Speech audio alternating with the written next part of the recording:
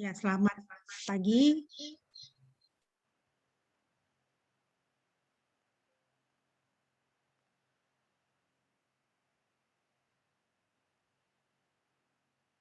Selamat pagi untuk kita semua.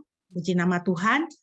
Pada pagi hari ini kita akan bersama-sama beribadah pada Tuhan. Mari kita mengawali ibadah kita pada pagi hari ini di hari perhentian yang Tuhan sudah sediakan bagi kita. Kita akan menaikkan pujian dari Nafiri Rohani nomor 137 ayat 1 dan ayatnya yang ketiga.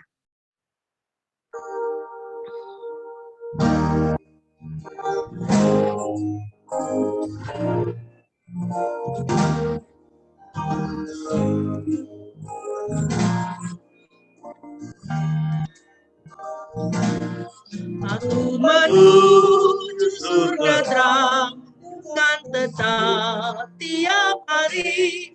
Aku panjatkan doaku, Tuhan tetapkan langkahku. Tuhan angkatkan jiwaku lebih dekat kepadamu, ke tempat tinggi dan teduh. Tuhan tetapkan langkahku.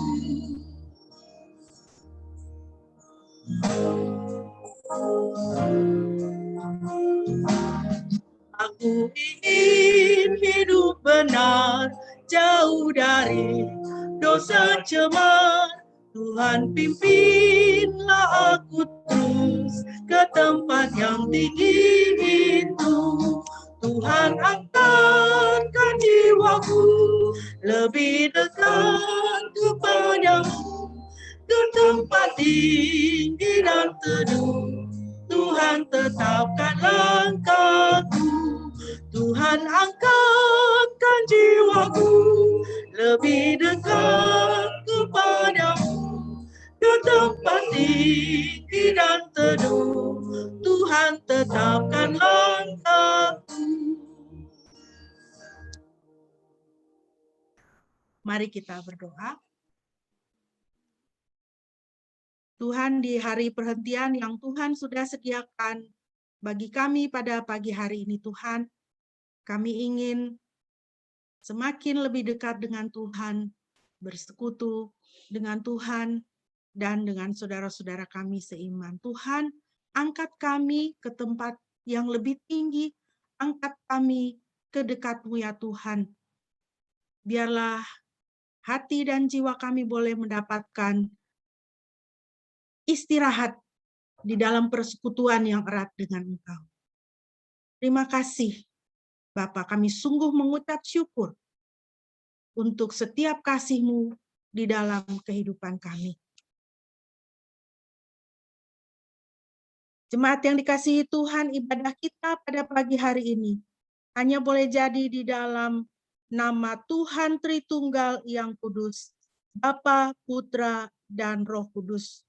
Kasih karunia-Nya menyertai kita sekalian. Haleluya.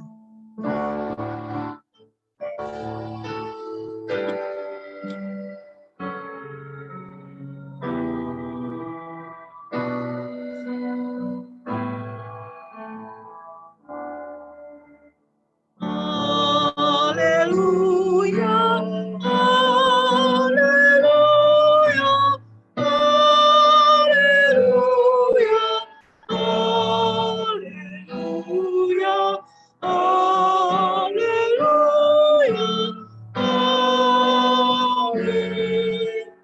amin, amin.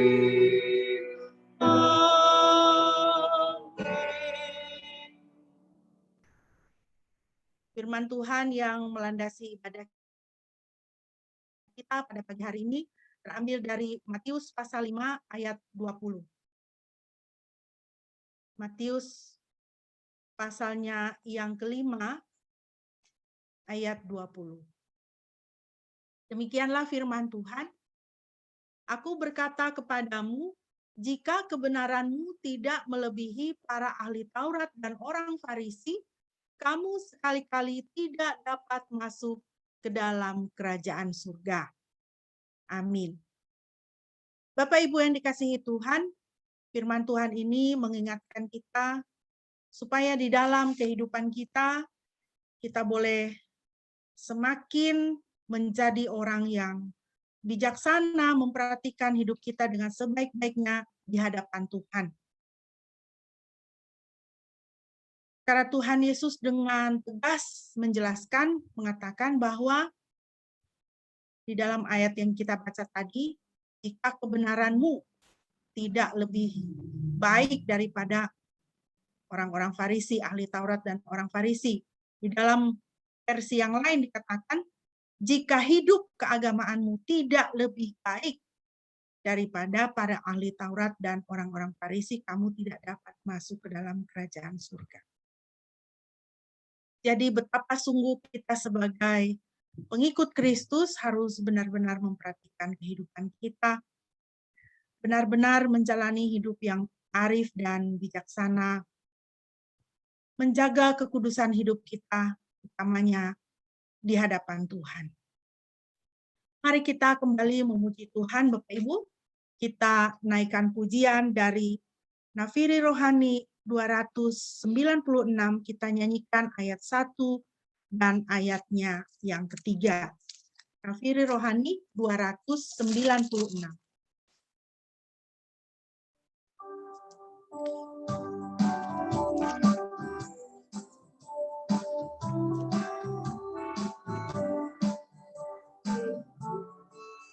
Serikat persaudaraan, berdirilah teguh, sempurnakan persatuan di dalam Tuhan.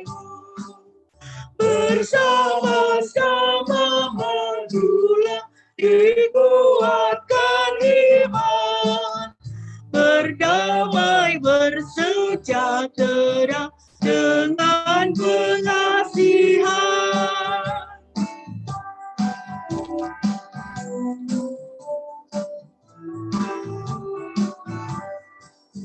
Dan kamu pun masing-masing diberi anugerah,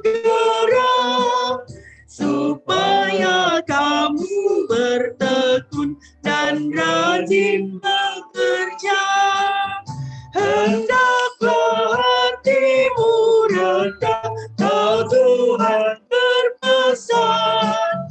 Jemaat turut firman-Nya, berkasih-kasihan. Hendaklah hatimu rendah, kau Tuhan berpesan. Jemaat turut firman-Nya, berkasih-kasihan. Puji nama Tuhan.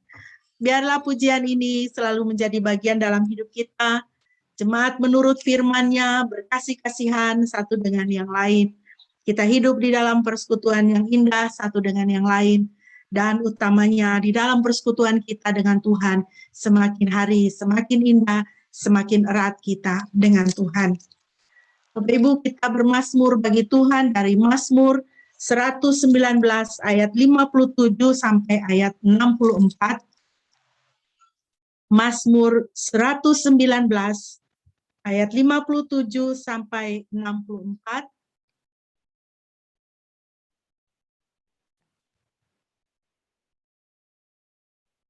Ayat 57 sampai 64. Shine boleh membacakan untuk kita.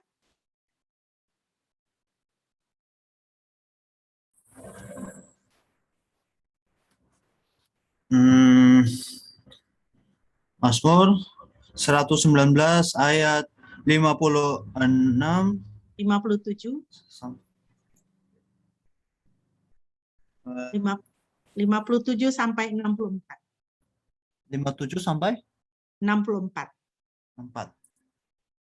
Yahweh adalah bagianku. Aku telah berkata bahwa aku akan menaati firman-Mu. Aku sangat memohon kemurahan-Mu dengan sepenuh hatiku. Berbelas kasihilah kepadaku sesuai dengan firman-Mu. Aku merancang jalan-jalanku dan mengarahkan kakiku kepada peringatan-peringatan-Mu. Aku telah bergegas dan tidak menunda-nunda untuk memelihara perintah-perintah-Mu. Tali orang fasik telah melilit aku, namun aku tidak melupakan Taurat-Mu. Pada tengah malam aku bangun untuk bersyukur kepadamu atas keputusan-keputusan-Mu yang benar. Aku berkata dengan semua orang yang hormat akan Engkau, bersama mereka yang memelihara peraturan-peraturan-Mu. Kebaikan-Mu, ya Yahweh, memenuhi bumi. Ajarilah aku ketetapan-ketetapan-Mu. Sudah. Baik. Terima kasih, Syai. Puji nama Tuhan, Bapak Ibu. Inilah beberapa ayat dari firman Tuhan, dari Mazmur. Mazmur adalah kitab yang berbentuk puisi. Jadi, ayat-ayat di dalam Mazmur, pasal-pasal di dalam Mazmur adalah nyanyian yang dinyanyikan oleh pemimpin. Kalau kita melihat ya, ada dari pemimpin biduan, dari Daud, seperti itu adalah lagu yang dinyanyikan oleh pemimpin biduan di dalam bait suci ya, pemimpin biduan. Nah, kalau zaman kita sekarang itu WL begitu ya, worship leader-nya seperti itu untuk memimpin umat menyanyi, memuji Tuhan. Daud juga menulis mazmur, menulis nyanyian, menulis pujian untuk dinyanyikan di bait suci. Nah, kita lihat Bapak Ibu dan Saudara kasih Tuhan, di dalam Mazmur ini Yahweh adalah bagianku, Tuhan adalah bagianku, dan dikatakan di situ ada satu, dia mendorong dirinya ya, aku merancang jalan-jalanku, mengarahkan kakiku kepada peringatan-peringatan-Mu ya, dan pada tengah malam pun aku bangun untuk bersyukur kepadamu atas keputusan-keputusan-Mu yang benar. Jadi pemazmur di sini mengarahkan hatinya, mengarahkan dirinya untuk semakin mendekat kepada firman Tuhan. Itu yang selalu menjadi kerinduan daripada pemazmur.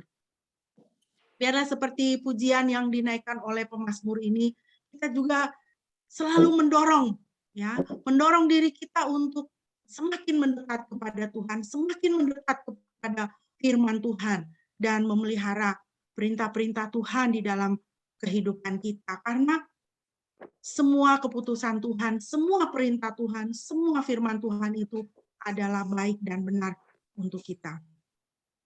Baiklah Bapak Ibu yang dikasihi Tuhan, kita akan mempersiapkan diri untuk kita mau merenungkan kebenaran-kebenaran firman Tuhan. Mari kita kembali menaikkan pujian bagi Tuhan. Kita naikkan dari Nafiri Rohani 150. Kita nyanyikan ayat 1 dan ayatnya yang ketiga. Nyanyikanlah lagu bagiku firman kehidupan.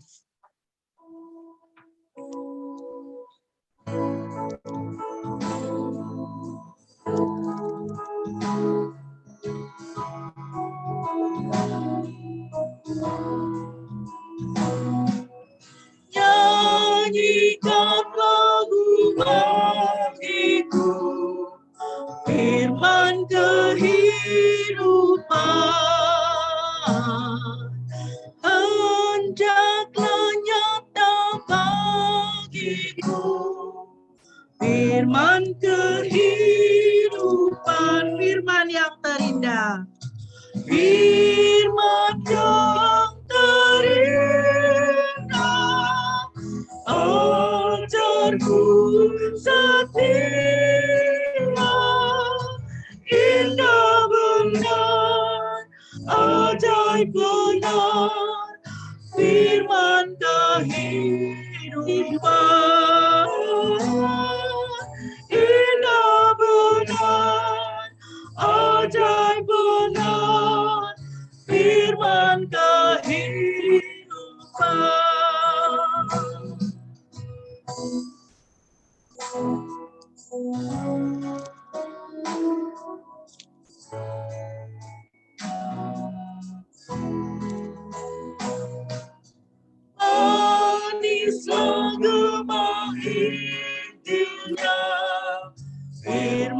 kehidupan, ampun dan damai diberinya, firman kehidupan. Yesus, Yesus juru selamat, sucikanlah aku, indah benar, ajaib benar, firman kehidupan, indah benar, ajaib benar, firman kehidupan, indah benar, indah benar, ajaib benar, firman kehidupan, indah benar, ajaib benar, firman kehidupan.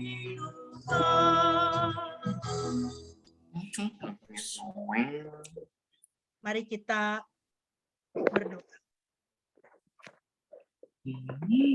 Ya Tuhan, firman-Mu adalah firman kehidupan. Firman-Mu indah dan firman-Mu sungguh benar. Biarlah hati kami terarah kepada firman-Mu, dan kami mohon Roh Kudus untuk boleh menolong kami menjadi pelaku firman di dalam kehidupan kami. Terpujilah Engkau Tuhan, di dalam nama Yesus. Haleluya. Amin.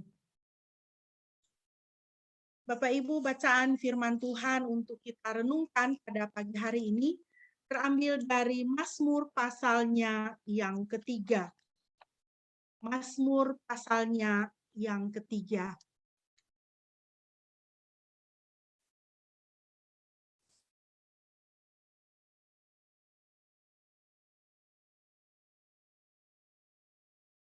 Saya akan membacakan bagi kita semua.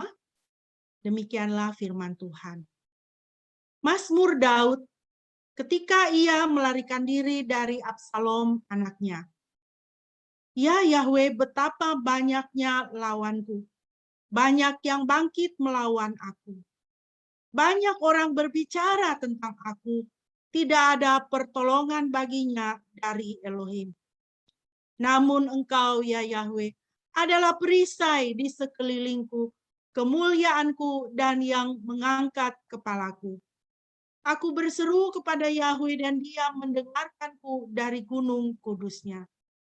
Aku telah berbaring dan tidur, aku bangun, karena Yahweh menopangku.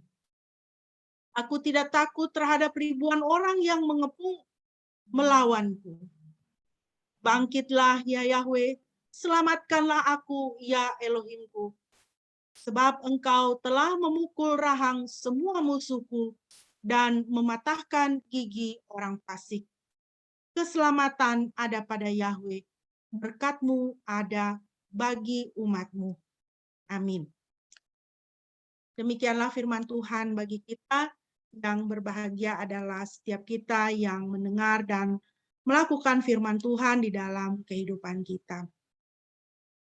Bapak Ibu yang dikasihi Tuhan, tema yang saya berikan untuk perenungan kita pada pagi hari ini adalah tak selamanya mendung itu kelabu.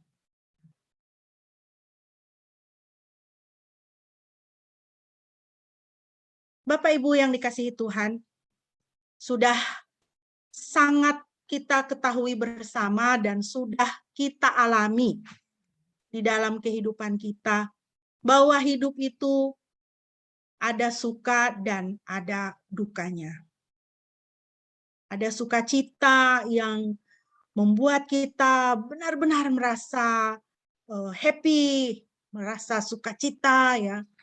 Ada duka cita yang kecil-kecil, masalah yang kecil-kecil, tetapi juga ada duka cita situasi yang bisa menguras air mata kita dan kita kaget ya, kita kaget, kita kok bisa mengalami hal yang sedemikian dan kita tidak siap sebelumnya, tetapi ya hidup sudah memberikannya kepada kita dan kita tidak mempunyai pilihan yang lain selain dari menjalaninya. Saya mengalami hal seperti itu ketika ibu saya jatuh sakit. Jatuh sakit yang belum pernah kami alami di dalam keluarga kami. Jatuh sakit yang begitu parah ya, sehingga ibu saya tiba pada kondisi penyakitnya itu sebagai terminal illness. Saya belum pernah merawat orang yang sakit sedemikian dan orang yang sangat dekat di hati saya di dalam kehidupan kami, sehingga itu adalah satu duka yang mengagetkan, ya, mengagetkan, menguras air mata, menguras fisik. Di dalam kehidupan kita menggambarkan suka dan duka kita itu seperti matahari dan mendung. Hidup kita ada saat-saatnya matahari bersinar terang, tapi juga ada saatnya di mana mendung itu terasa pekat, terasa gelap. Kita alami dan kita rasakan. Nah, Bapak Ibu, ketika kita mengalami hari-hari kita melewati atau di dalam mendung itu, bagaimana seharusnya kita menjalani? Bagaimana seharusnya kita menjalani kedukaan kita di dalam kehidupan kita. Pagi hari ini Bapak Ibu, saya mengajak kita untuk belajar bersama dari Raja Daud, ya. Bapak Ibu, kalau kita memperhatikan Mazmur pasal 3, latar belakangnya adalah 2 Samuel pasal 15, ya. Nah, kita tidak akan membaca bagian ini, tapi jika Bapak Ibu nanti akan membacanya, saya persilakan selesai ibadah boleh menjadi perenungan Bapak Ibu secara pribadi. Nah, di dalam 2 Samuel 15 ini saya rangkumkan di sini menceritakan tentang kedukaan Daud. Menceritakan tentang hari-hari mendung yang tiba-tiba harus dialami oleh Raja Daud. Dan ingat, pada Mazmur pasal 3 ini atau pada 2 Samuel 15 ini, Raja Daud sudah bukan orang muda lagi, ya. Raja Daud sudah berumur, anak-anaknya sudah dewasa. Apakah yang menjadi kedukaan Daud? Apakah yang menjadi mendung bagi Daud di dalam 2 Samuel 15? Yang pertama di dalam ayat 1 sampai dengan ayat yang ke-11, Bapak Ibu bisa membaca, dikisahkan di sana bahwa Absalom melakukan kudeta terhadap Daud ayahnya. Ya, jadi ingat Daud adalah raja, nah anaknya Absalom ini melakukan kudeta, artinya dia menentang ayahnya secara politik dan dia merampas kekuasaan ayahnya, artinya dia mau melengsarkan ayahnya dari posisi sebagai raja pada waktu itu. Lalu ayat 12a di situ Bapak Ibu bisa membaca, Ahitofel salah seorang penasihat Daud berpihak kepada Absalom. Ya, jadi raja itu mempunyai penasehat. Penasehat itu artinya orang yang sangat dipercayai oleh raja. Apa yang menjadi pendapatnya, apa yang dia pikirkan itu menjadi pertimbangan raja. Ya. Segala sesuatu positif negatif dari pribadi raja itu penasihat itu tahu sekali. Nah, tetapi kemudian Ahitofel ini berpihak kepada Absalom. Ayat 12b sampai dengan ayat 13 dikisahkan ternyata rakyat juga berpihak kepada Absalom. Ya. Sehingga di sini Daud kehilangan anaknya, kehilangan sahabatnya yang adalah penasihat raja, dan juga mulai kehilangan rakyatnya. Bagi seorang raja ini satu keruntuhan yang luar biasa. Ayat 14, 2 Samuel 15 menceritakan pada kita bagaimana Daud harus melarikan diri untuk menyelamatkan nyawanya dari anaknya. Ya, sampai seperti itu, ya, bukan hanya mengancam kekuasaannya sebagai raja, tetapi juga nyawanya terancam. Dan pada ayat yang ke-30 dikisahkan bagaimana Daud pergi, ya, keluar dari ibu kota, keluar dari istana, disertai dengan orang-orang yang masih setia kepadanya. Daud pergi dengan berurai air mata. Jadi kita bisa lihat di sini bagaimana Daud pada waktu itu dia merasakan dan dia mengalami betapa pekatnya awan mendung ini di atas dirinya dan di dalam kehidupannya. Ya. Bapak Ibu, ada 3 hal yang bisa kita pelajari dari Raja Daud ketika dia mengalami mendung di dalam kehidupannya. Yang pertama, kalau kita memperhatikan di dalam Mazmur pasal yang ketiga, ayat 2 dan ayat yang ketiga di situ, Daud berseru kepada Tuhan. Daud berseru kepada Tuhan. Ya. Bapak Ibu, Daud sangat dirundung duka. Daud sangat dirundung kesedihan. Dan dia berseru kepada Tuhan. Apa dia katakan? Ya Yahweh. Dengan segenap hati, dengan segenap jiwa, dengan segenap keberadaannya, dia berseru kepada Tuhan. Ya Yahweh, ya Tuhan. Ya. Saya yakin di dalam Mazmur 34 ayat 19 ini menjadi satu pegangan di dalam kehidupan Daud pada waktu itu. Dikatakan di situ, Yahweh itu dekat dengan orang yang patah hati dan menyelamatkan orang yang remuk rohnya. Inilah yang sekarang sedang dialami oleh Raja Daud. Dia patah hati dan remuk rohnya di dalam dirinya. Tapi dia tahu bahwa Tuhan itu dekat dengan orang yang patah hati dan remuk rohnya. Maka dia berseru kepada Tuhan. Di tengah kehancuran jiwa dan hatinya, dia berseru kepada Tuhan. Ya, ya. Ya. Bapak Ibu, itulah kedukaan Daud. Kedukaan kita bisa saja terjadi dari berbagai hal. Ya, kita sendiri tahu masing-masing ya, apa yang mendatangkan kedukaan, apa yang mendatangkan mendung di dalam kehidupan kita. Misalnya bisa saja saat kita mengalami momen kesedihan di dalam hidup. Kita ditinggalkan oleh orang-orang yang kita kasih. Saya ditinggalkan oleh ibu saya, dan kemudian keluarga kami juga ya mengalami, ayah mertua saya juga pergi meninggalkan kami. Teman saya kehilangan ibunya, teman saya kehilangan anaknya. Itu adalah momen kesedihan di dalam hidup. Kedukaan yang datang kepada kita, mendung yang datang kepada kita. Atau saat kita mengalami pengkhianatan dari teman dekat. Kita percaya kepadanya, kita setia kepadanya, tetapi dia seperti menikam kita dari belakang. Itu mendatangkan kedukaan, itu mendatangkan mendung.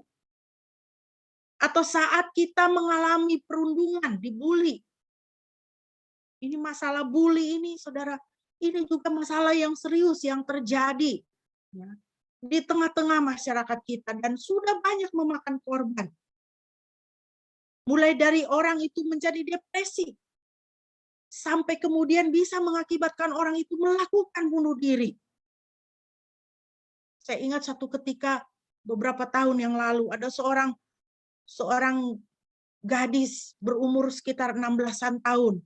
Dia sangat ngefans dengan seorang penyanyi yang pada waktu itu sangat tenar di kalangan remaja.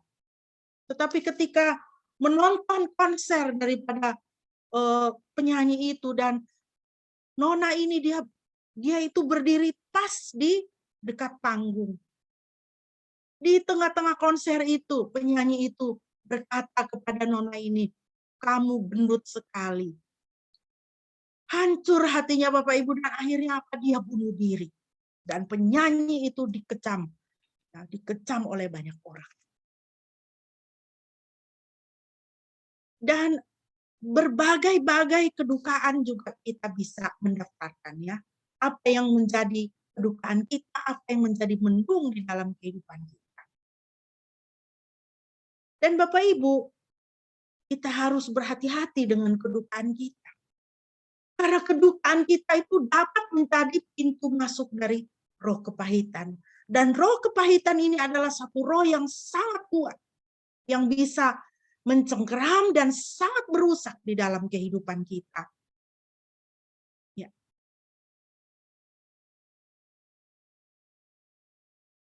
Bagaimana kita bisa melihat adanya roh kepahitan di dalam diri seseorang?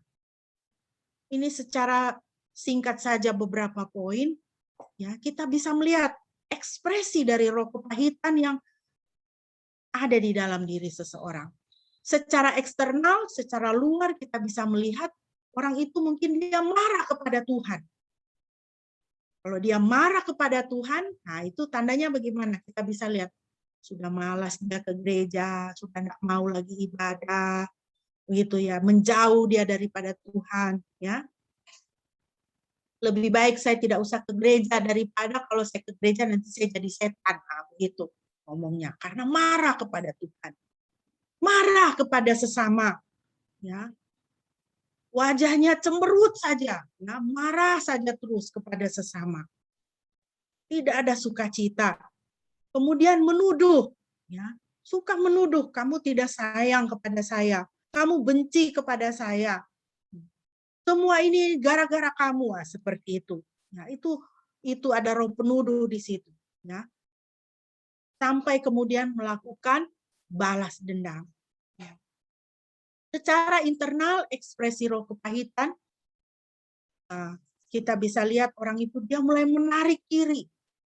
Ya, menarik diri, dia tidak suka ngumpul-ngumpul. Dia menutup diri, ya, menutup diri terhadap Tuhan dan sesama.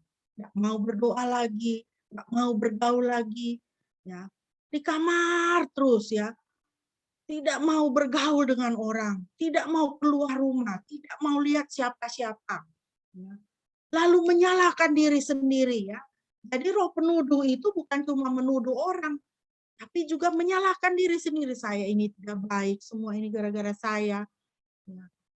Semua ini salah saya. Ya, seperti itu. Menyalahkan diri sendiri, mengasihani diri, hingga membenci diri sendiri. Ya. Ini adalah ekspresi-ekspresi dari roh kepahitan di dalam diri seseorang. Kalau kita melihat, ya, hal-hal seperti ini, ekspresi-ekspresi seperti ini, kita bisa menandai bahwa ada roh kepahitan yang sedang menguasai orang itu. Ya.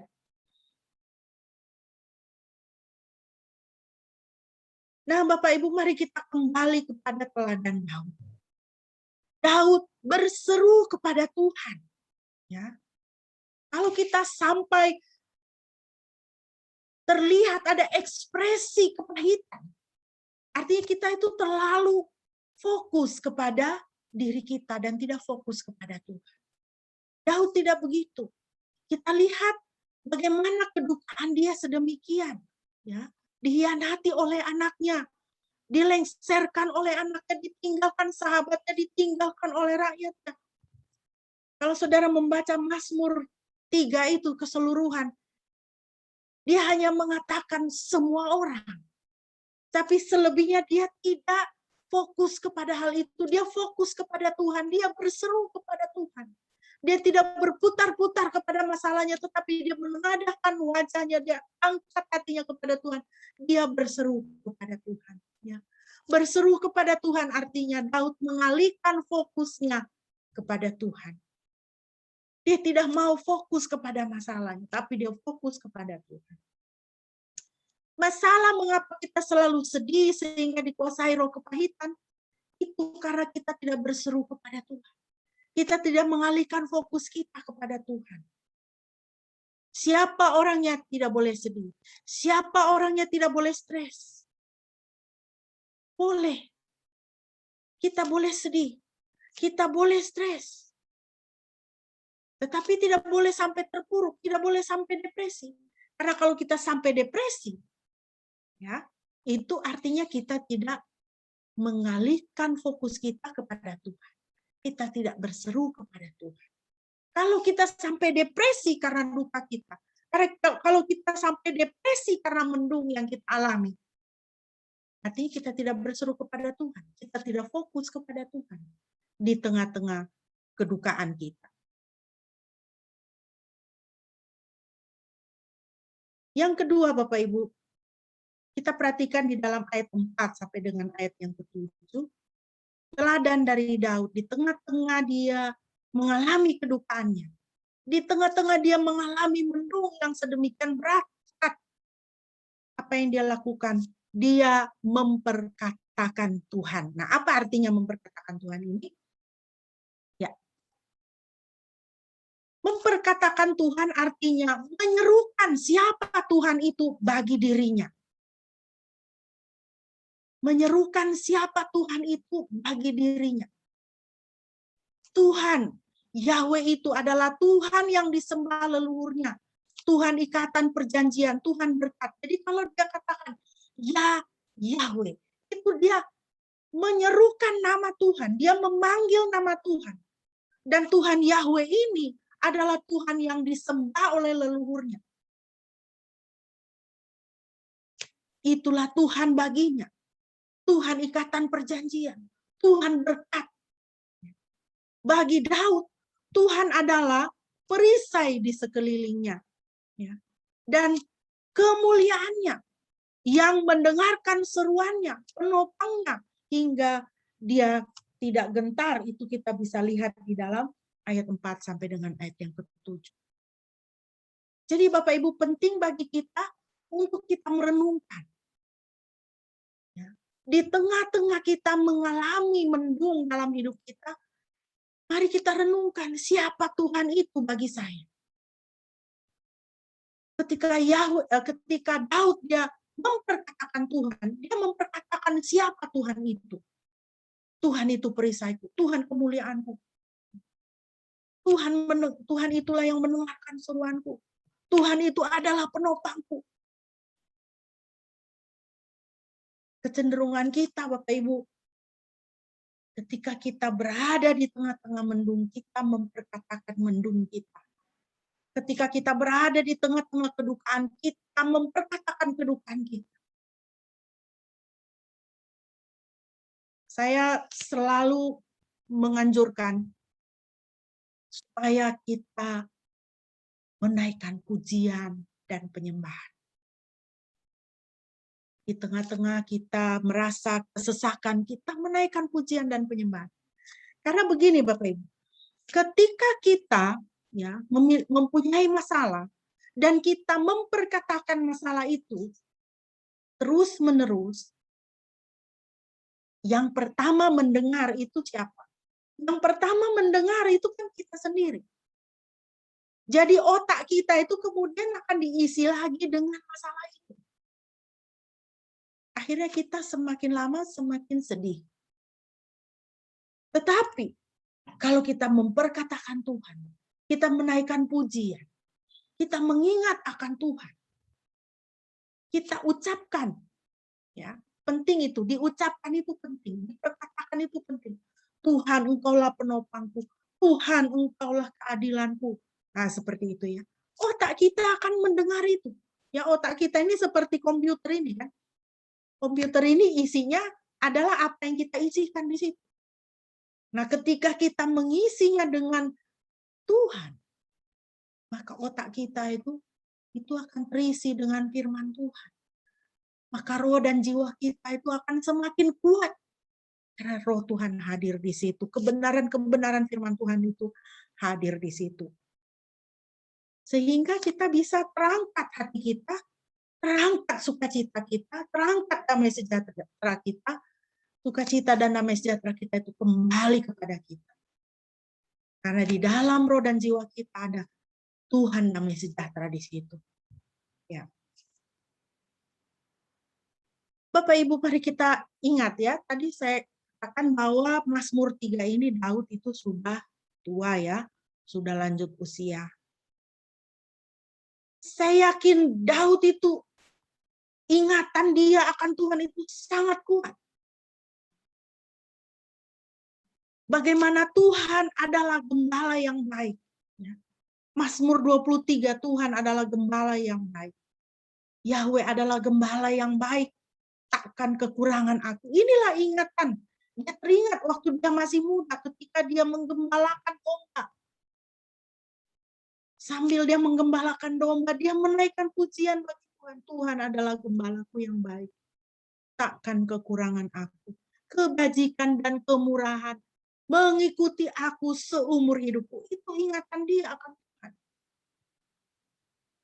Ingatan Daud akan Tuhan. Bahwa nama Tuhan itu memberi kemenangan. Nama Yahweh itu memberi kemenangan. Bagaimana dia seorang muda yang masih kecil. Ya, kecil maksudnya bukan cuma usianya, tapi fisiknya ya. Ketika dia bertarung melawan Goliat misalnya. Goliat yang sedemikian raksasanya, berpakaian lengkap, persenjataan. Ya. Daud hanya ketapel dan batu. Secara manusia itu ketapel dan batu itu apalah artinya melawan raksasa. Tetapi dia maju dengan nama Yahweh, dia maju dengan nama Tuhan, melawan raksasa. Dan Tuhan memberikan dia kemenangan. Pada masa tuanya Daud teringat lagi bagaimana Tuhan begitu berperkara dengan dahsyat di dalam kehidupannya pada masa mudanya. Ya. Nah, saudara, apakah ingatan kita tentang Tuhan? Ini adalah poin-poin yang saya tulis di dalam buku harian saya. Saya menulis, Tuhan itu baik, Tuhan mengasihi saya, Tuhan setia pada janjinya, Tuhan adalah hakim yang adil, Tuhan adalah penolong yang dapat diandalkan, Tuhan adalah gembala yang baik, Tuhan adalah kasih. Silakan Bapak Ibu, ya. Habis ini ambil buku, ambil kertas, ditulis. Kalau saya tuh orangnya praktikal ya, jadi saya enggak bisa cuma diomongin, saya harus menulis karena ketika saya menuliskannya itu lebih meresap kepada saya, merangsang otak saya untuk lebih memikirkannya. Apalagi ya, oh Tuhan ini begini, oh Tuhan itu begini. Nah, itu menolong kita untuk melakukan meditasi. Meditasi dalam pengertian bersaat teduh. Kita ini hidup di tengah-tengah dunia, di tengah zaman yang semuanya itu menuntut kita melakukan hal-hal dengan cepat. Ya. Kalau berlambat-lambat itu bisa ketinggalan. Kerja dengan cepat. Siapa cepat dapat informasi, dia yang berkuasa. Siapa cepat dapat uang, dia yang berkuasa. Siapa cepat dapat ilmu, dia yang berkuasa. Semuanya harus cepat. Akhirnya kita tidak mempunyai waktu untuk kita slow down. Ya, kita berhenti sejenak untuk merenung, untuk bermeditasi, untuk bersaat teduh. Menarik napas dan berpikir. Sehingga kita bisa berpikir secara mendalam. Kalau kita harus cepat, kita tidak bisa berpikir secara dalam. Tapi makanya kita selalu diingatkan untuk bersaat teduh. Saat teduh artinya apa? Berhenti sejenak. Dari semua ketergesa-gesaan, semua rush gitu ya, dalam kehidupan kita. Ambil waktu, ambil pena, ambil kertas, ambil buku, tulis. Itu baik. Tuhan mengasihi saya. Sambil menuliskan kalimat-kalimat itu, sambil direnungkan. Tuhan itu baik. Oke, Tuhan itu baik. Apa ya? Apa kebaikan Tuhan ya yang saya alami dalam hidup saya? Tulis lagi. Oh, anak saya keterima di perguruan tinggi. Hari ini tukang kebun datang, sudah sekian lama tidak datang. Nah, misalnya seperti itu. Jadi kita di situ bisa lebih tenang dan lebih bisa merenungkan ya kebaikan-kebaikan Tuhan. Misalnya seperti itu. Mari kita memupuk otak kita itu untuk ingat akan Tuhan. Ya. Nah, ingat siapa Tuhan itu untuk hidup kita dan ingat akan kemampuan Tuhan. Tulis, Tuhan dapat menolong saya, Tuhan dapat mengampuni saya, Tuhan dapat menghibur saya, Tuhan dapat melakukan mujizat, Tuhan dapat menjawab doa, Tuhan dapat melakukan jauh lebih besar dari yang saya doakan atau pikirkan. Apalagi, Tuhan dapat apa lagi? Pikirkan. Ingat kemampuan Tuhan. Kalau mendung di dalam hidup kita itu sudah sedemikian tepat. Kedukaan dalam hidup kita sedemikian berat. Itu akan merampas energi kita. Kita merasa tidak berdaya. Aduh Tuhan, saya sudah tidak sanggup lagi. Kan seringkali kita omongannya begitu kan. Oke, saya tidak sanggup, tetapi Tuhan sanggup. Mari kita ambil saat teduh. Mari kita ambil waktu meditasi. Pikirkan. Saya tidak mampu, tapi Tuhan mampu. Oke, Tuhan itu mampunya apa? Tuhan itu dapat apa? Oh, Tuhan dapat menolong saya. Memikirkan satu kalimat ini saja sudah bisa mendatangkan sukacita kita, bukan? Ya Tuhan, saya tidak bisa menolong diri saya. Saya sudah nol. Tapi Tuhan, Engkaulah yang dapat menolong saya. Nah, dengan demikian ketika kita merenungkan hal itu, pengharapan kita akan bangkit. Kekuatan hati kita juga pasti akan bangkit di tengah-tengah mendung yang kita alami. Ya. Bapak Ibu, penting sekali kita mengingat akan Tuhan. Raja Daud dia memperkatakan Tuhan. Memperkatakan Tuhan. Ingatan akan Tuhan itu menghasilkan pujian dan ucapan berkat. Ya. Lihat Mazmur pasal 3 ini yang kita baca. Apa yang kita baca di situ? Dia memuji Tuhan. Di tengah-tengah kedukaannya dia memuji Tuhan. Kenapa? Karena dia teringat akan Tuhan. Ya. Jadi ingatan akan Tuhan itu menghasilkan pujian dan ucapan berkat. Ingatan akan Tuhan menghasilkan proklamasi tentang Tuhan. Ya. Tentang pribadi dan karya Tuhan. Ingatan akan kepahitan sebaliknya menghasilkan apa? Ucapan kutuk. Kalau kita terus-menerus memperkatakan kepahitan kita, memperkatakan mendung dan duka kita rasa sendiri itu akhirnya kita bisa jadi emosi.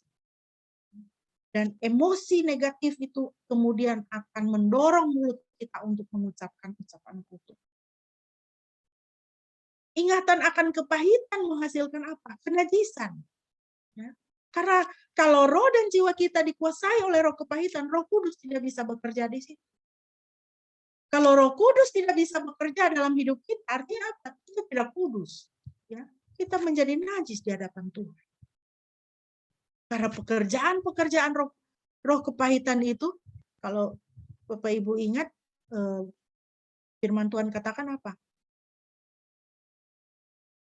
Roh kepahitan itu, akar kepahitan itu mencemarkan banyak orang. Mencemarkan banyak orang. Mencemarkan kita dan mencemarkan sesama. Ingatan akan kepahitan menghasilkan kejahatan. Karena hati kita menjadi pahit, akhirnya kita kemudian akan terdorong untuk menjadi pelaku kejahatan. Ingatan akan kepahitan menghasilkan keterpisahan. Terpisah dengan Tuhan, terpisah dengan sesama, dan dengan diri sendiri.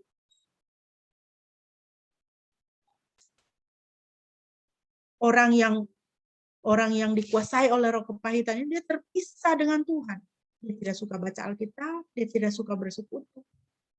Orang yang dikuasai oleh roh kepahitan, dia terpisah dengan sesama, dia tidak suka berkumpul dengan orang. Ya. Dan dia terpisah dengan diri sendiri. Dengan misalnya orang yang dengan gangguan jiwa itu kan terpisah dia dengan diri sendiri. Terpisah dia dengan diri sendiri.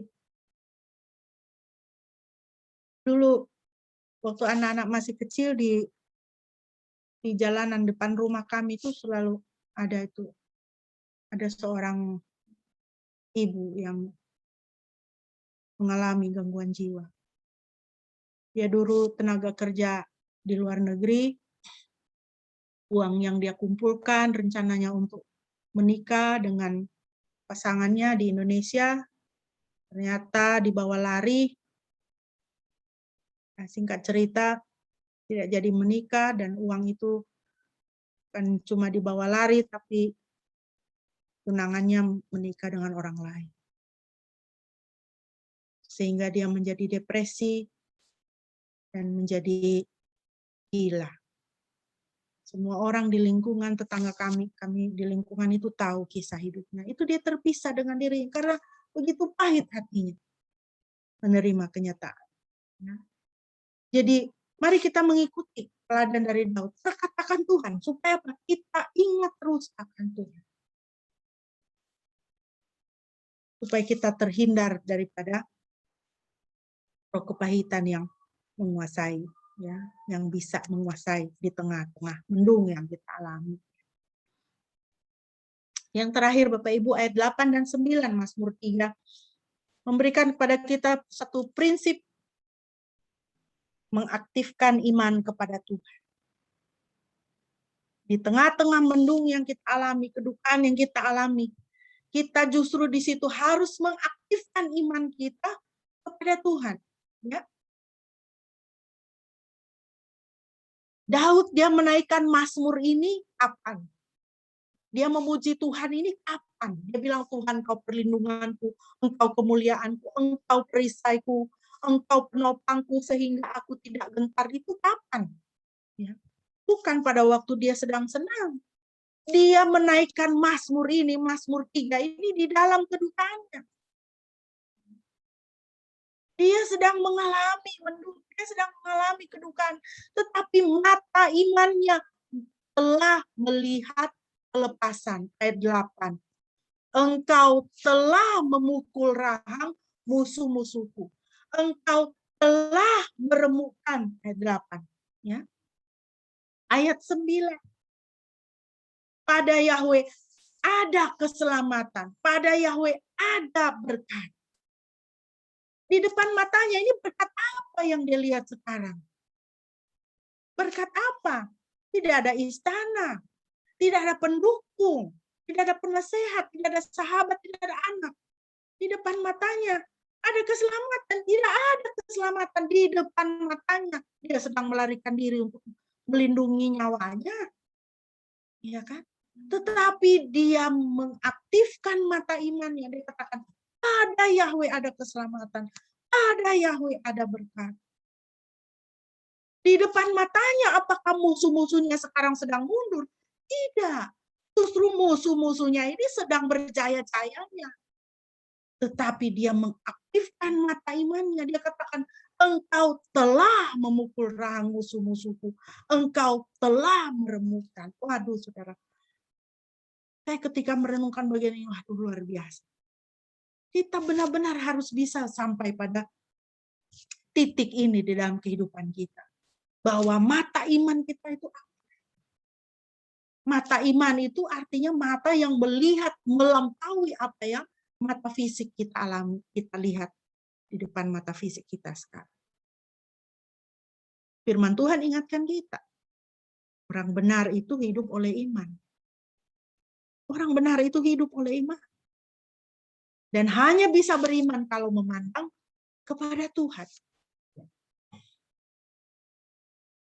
Ibrani 11 ayat 1. Iman adalah dasar dari segala sesuatu yang kita harapkan dan bukti dari segala sesuatu yang tidak kita lihat. Kita tidak lihat, tapi iman bisa melihat. Mari kita, ini ayat yang sangat penting, mari kita pegang ayat firman Tuhan ini di dalam kehidupan kita.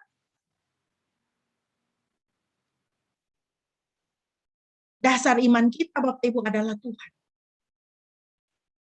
Bukan situasi, karena situasi bisa sekejap berubah. Situasi saya di hari-hari saya di Jogja, situasi saya bangun, masak, urus anak, pasar, situasi saya hari-hari seperti itu. Saya sudah bisa membayangkan besok saya akan melakukan apa, besok saya akan mengalami apa. Karena rutinitas seperti itu. Tetapi ketika mendengar kabar ibu saya sakit, situasi saya langsung berubah. Yang tadinya saya bisa tidur 8 jam satu hari, misalnya 7 jam satu hari, tiba-tiba saya hanya bisa tidur 2 jam satu hari. Situasi kita bisa berubah begitu, secepat membalikkan tangan. Jadi situasi tidak bisa menjadi dasar iman kita. Kemampuan dan sumber daya kita tidak bisa menjadi dasar iman kita. Karena kemampuan kita semakin merosot. Fisik kita aja semakin hari semakin merosot. Sumber daya kita juga bisa semakin merosot. Istilahnya hari gini kalau mau nabung bagaimana lah caranya. Kan begitu, ya kan? Karena situasi pandemi ini tidak jelas. Nah, kita tidak tahu bagaimana dan kapan ini pandemi ini berakhir. Yang tadinya kita punya tabungan, bisa cari ini tabungan ini akhirnya dipakai, sumber daya merosot. Sumber daya habis. Ya tidak bisa menjadi dasar iman kita. Dasar iman kita juga tidak bisa adalah manusia. Karena manusia bisa mengecewakan. Tadinya kita berharap dia menolong kita, ternyata tidak jadi. Dasar iman kita adalah Tuhan. Tuhan tidak berubah dan Tuhan setia. Tuhan kita adalah Tuhan yang setia. Tuhan perjanjian. Tuhan yang tidak pernah lupa dan tidak pernah lalai akan janjinya. Sebelum gunung-gunung ini diciptakan, ya firman Tuhan katakannya, sebelum bumi ini dijadikan Tuhan sudah ada. Dan dia akan tetap ada. Walaupun bumi dan segala isinya ini akan berlalu. Tuhan akan tetap ada, dia tidak tergoyahkan. Maka marilah kita meletakkan dasar iman kita kepada Tuhan.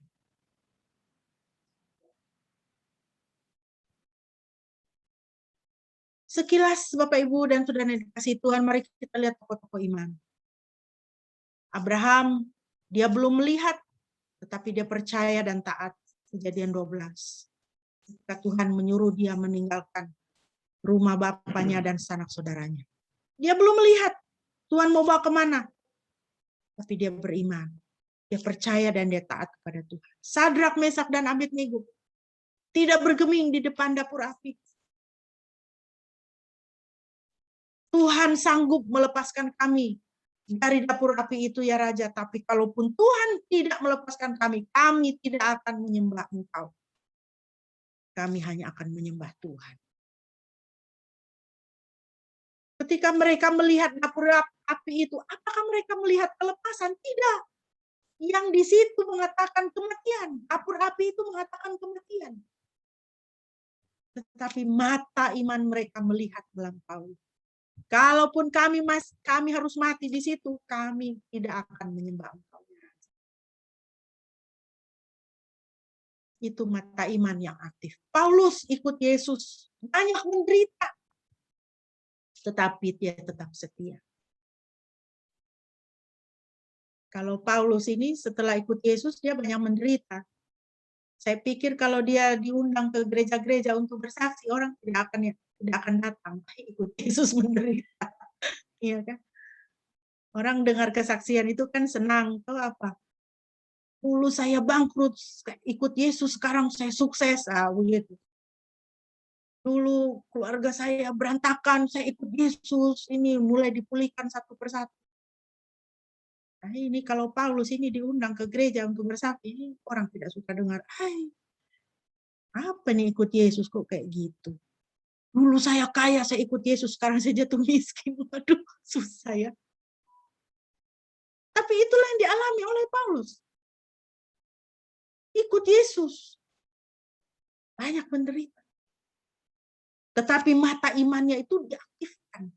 Sehingga apa? Dia tetap setia. Sampai akhir hayatnya. Ya. Sebagai penutup Bapak Ibu. Sinar cerah matahari dan mendung pasti kita alami. Namun tidak selamanya dan tidak mesti mendung itu kelabu. Bila ada hadirat Tuhan dalam hidup kita. Tuhan Yesus mengundang kita untuk meletakkan beban kita padanya. Mengundang Dia sang matahari kehidupan untuk bersinar di tengah mendung yang kita alami. Saya mau mengakhiri dengan satu ilustrasi. Ini adalah satu kisah yang sangat terkenal, kisah dua biksu. Alkisah dua orang biksu, satu orang biksu yang tua dan satu orang biksu yang muda sedang berjalan. Ketika mereka tiba di tepi sungai, ada seorang perempuan cantik yang mau menyeberang. Kedua biksu itu juga mau menyeberang. Tapi perempuan ini mengatakan supaya dia digendong oleh biksu itu, karena dia tidak mau bajunya basah. Ingat Bapak Ibu, biksu itu tidak boleh bersentuhan dengan perempuan. Jadi kedua biksu ini, yang tua dan yang muda ini berpandang-pandangan bagaimana caranya. Karena mereka pun harus menolong orang yang minta tolong. Biksu yang muda berdiam diri, lalu biksu yang tua, dia tanpa banyak bicara, dia langsung menggendong perempuan itu menyeberangi sungai.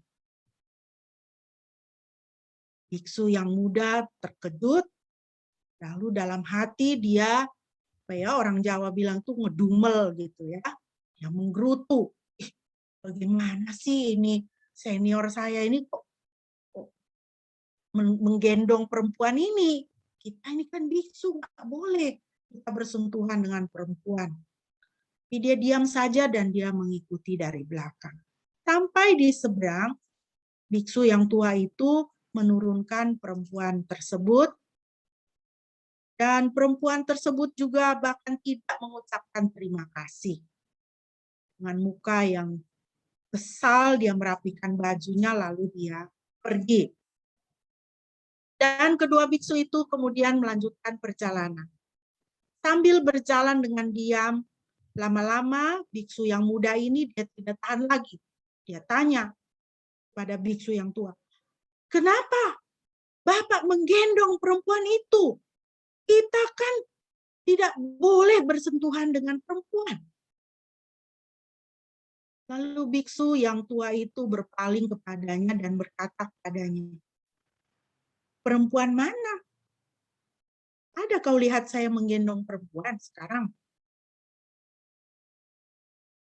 Saya sudah menurunkannya di pinggir sungai tadi, tapi kamu terus menggendongnya di dalam pikiran." Bapak Ibu yang dikasihi Tuhan, beban dalam hidup kita pasti ada. Pasti kita pikul. Tapi beban itu, awan mendung itu, jangan kita pikul selamanya. Tapi datanglah kepada Tuhan dan serahkan beban itu kepada Tuhan. Lepaskanlah diri kita dari beban itu karena Tuhan mengundang kita untuk beristirahat. Mendung dalam hidup kita pasti kita alami. Tapi jangan mendung itu terus mengikuti kita di dalam hidup kita. Izinkanlah matahari kehidupan yaitu Kristus sendiri menerangi kita di tengah-tengah mendung yang kita alami. Maka mendung itu tak selamanya kelabu. Kiranya Bapak Ibu diberkati.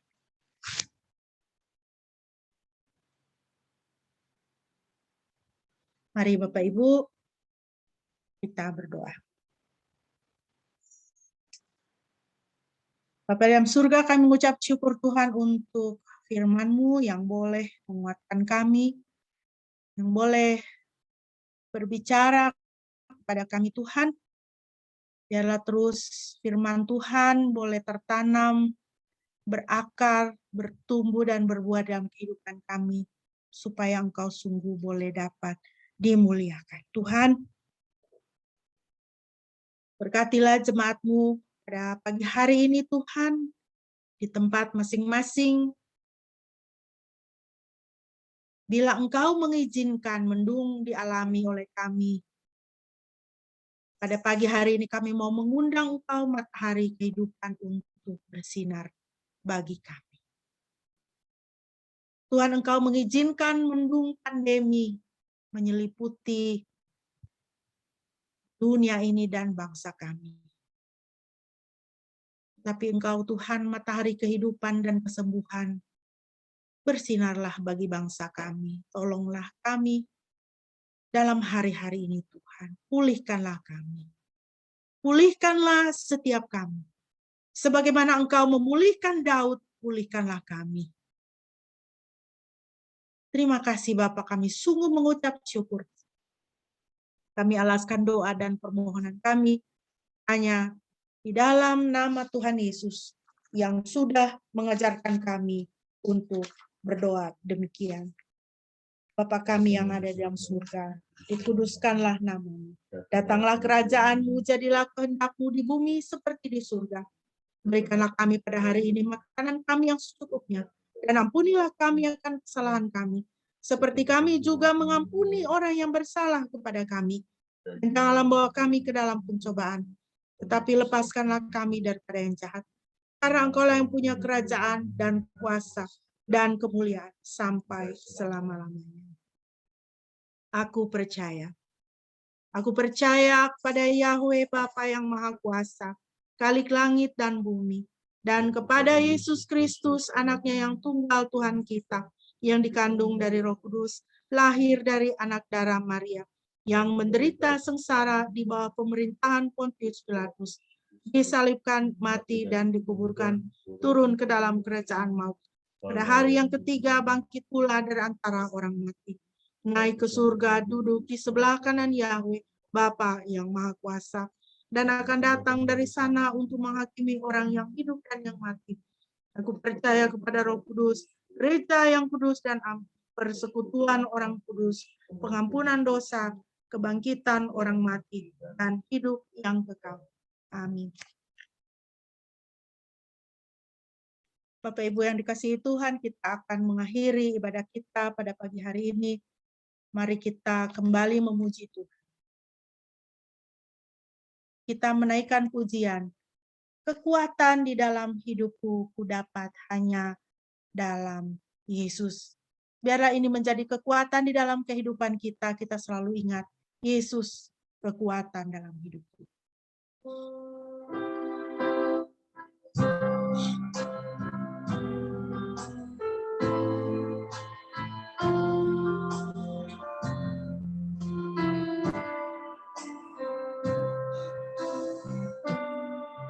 Kekuatan di hidupku ku dapat dalam Yesus. Dia tak pernah tinggalkanku, setia menopangku, berseru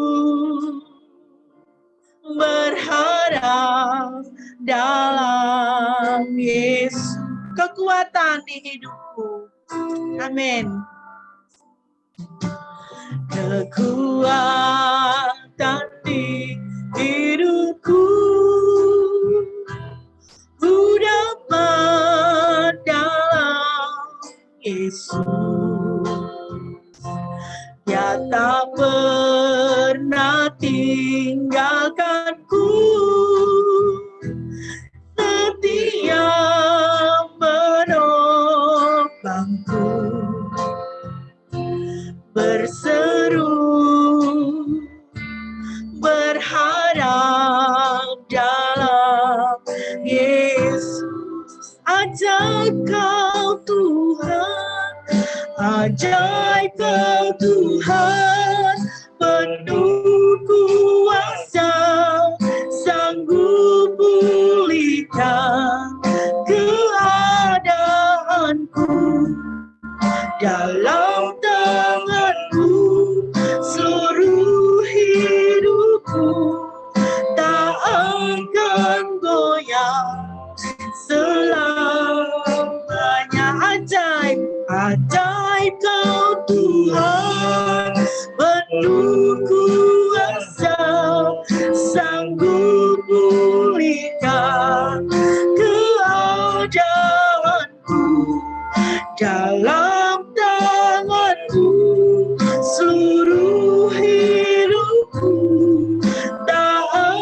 akan goyah selamanya.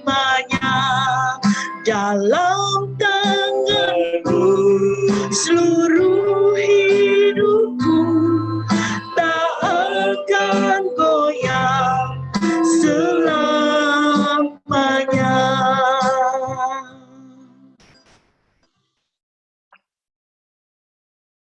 Bapak Ibu yang dikasihi Tuhan, biarlah Tuhan menjadi penopangmu.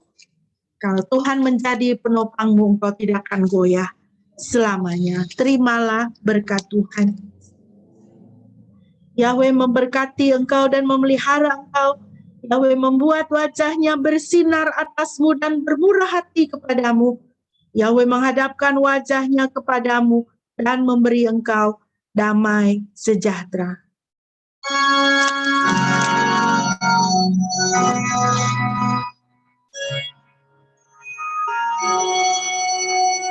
Pujilah Halik semesta, sumber segala kurnia. Surga dan bumi puji terus Sang Bapa, Putra Roh Kudus.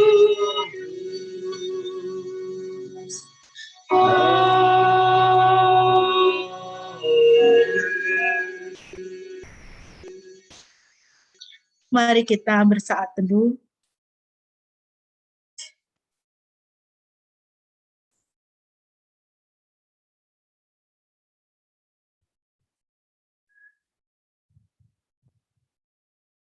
Amin.